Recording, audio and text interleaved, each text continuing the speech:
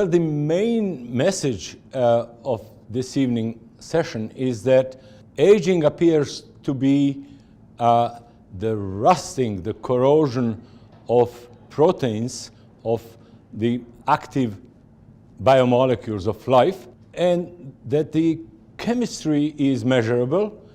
It is carbonylation.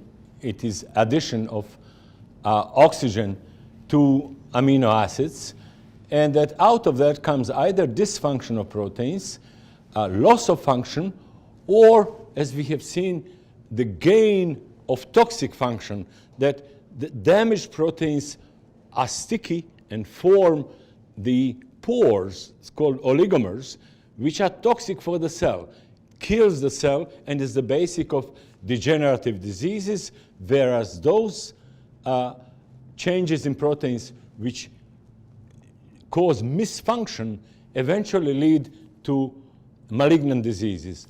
The main point of optimism is that the root cause of all diseases and aging and age-related diseases seems to be the oxidation of proteins, and that we can act upon them with special natural molecules called antioxidant chaperones, and therefore eventually act to prevent expression of predisposed diseases, such that in best of the worlds, everybody could live like centenarians who practically never get the malignant or degenerative diseases. They simply extinguish after 100 years of life.